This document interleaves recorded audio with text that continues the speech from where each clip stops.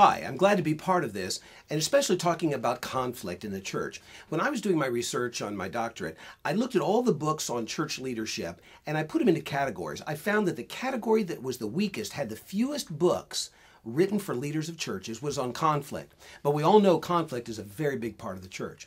So in my consulting work, I've sought to understand conflict and how to mediate conflict in the church. So I'm going to talk to you today in the next 7.5 minutes or so about how to stop conflict from happening in a church, and when it does start to happen, what to deal with it, what to do with it. Now, first of all, the researchers that I found were two researchers up in Canada, Bruno Dick and Frederick Stark. And they looked at a number of different churches, and churches that got polarized over change, and people wound up leaving the church over change. And then they looked at other churches where they brought about change, but the people stayed united and together. And they found that there was actually a 5-stage process of polarization that takes place in churches. And if a pastor or leaders do just 2 things different, they can prevent that polarization from happening. So let me just explain to you how it starts. First, it starts with the church in relative harmony. No church is in perfect harmony, but things go along pretty good in the church. Everybody's relatively happy. But then what happens is the first trigger that starts you on the road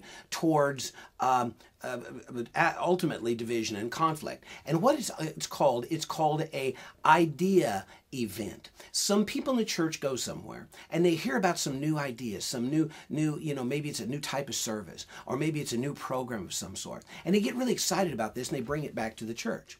Now, when the people who bring it back usually don't go to the leaders first. They talk about it amongst themselves. And here there starts to develop in the church a polarization between people who have this new idea and begin to talk about it, and the people in the church who aren't yet privy to this new idea.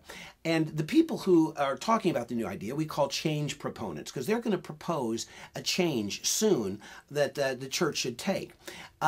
Usually after they've talked amongst themselves, and this is called the stage 2 idea development, they go to the pastor. And here's where the first place the pastor usually makes a mistake. They go to the pastor and they say, "Hey pastor, we want to start this new, let's say, worship service. And we got this new idea for a worship service. It's going to be a very organic, emerging worship service. We're going to have it on Sunday evening. It's going to focus around a quiet time of reflection, and then we will pray about when it starts. It'll be very introspective.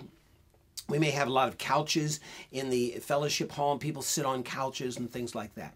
And Pastor, we will organize this ourselves. I mean, we got people excited about this. We'll start this. It'll really reach out to people under 35 who don't go to church. And so, Pastor, does this sound like a good idea? Would you support us in this idea?" Now, usually pastors, any pastor, would probably say, "Hey, good idea."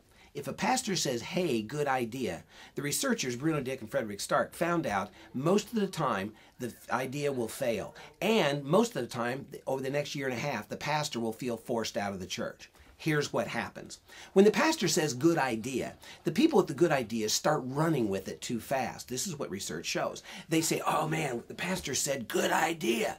Now, the pastor may have said good idea, but they heard good idea, great work, job, go for it. And so the people with the new idea, the change proponents, start to move real quickly, start lining up a place to meet, start lining up somewhere to go, start lining up a format for the evening, and they start to organize this. Now, most of the people in the church haven't really heard about this idea, except they see these people starting to organize this new ministry. And the rest of the people feel a little left out. The rest of the people we're going to call the status quo, because they're pretty much happy just the way things are going. Well, sooner or later, the change proponents will push a little bit too far. And when they do, the status quo will rise up and say, "Hey, we're not really sure this was a good idea in the first place." The problem is already the pastor has on his hands, has a house divided, has a church with 2 groups, one pushing for the new idea, and the other felt that they were ignored when the new idea was launched, when it was vetted. Well, what Bruno Dick and Frederick Stark found is that pastors who succeed in introducing new ideas, they slow down the change proponents when the change proponents first come and ask for permission. So instead, when they come to the pastor and the pastor says, "Hey," I should say, they come to the pastor and the people say, "We got this great idea for a new service. It's on Sunday night. We'll have couches and sit around. It'll be very introspective. We'll have a sermon which people can ask questions during and things like that."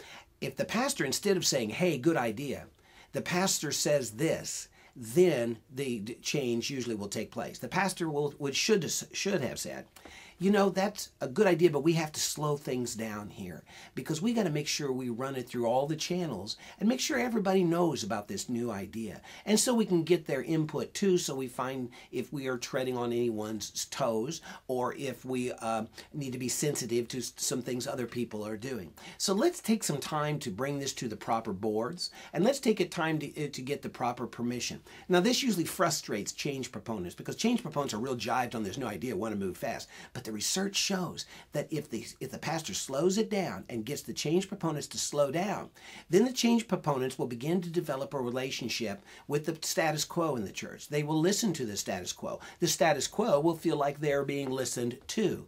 And a majority of times, the change will take place with both sides in agreement. Now, regardless of whether you vet this more widely or not, which you should do as a pastor, still there always will come something that's called an alarm event, in which the new idea will trigger some alarm in the status quo.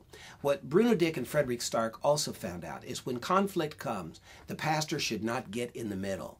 The pastor should have the people who are doing the new idea to meet with the people who don't think it's such a good idea and work out their differences personally. The pastor shouldn't even be at the meeting. If the pastor gets in the middle, each side blames the pastor for not keeping the others in line. So the pastors that survive the longest in ministry and have the greatest potential to change a church are ones that slow down the change proponents. They get permission from the status quo for the new idea, even if it might take several months to get that permission.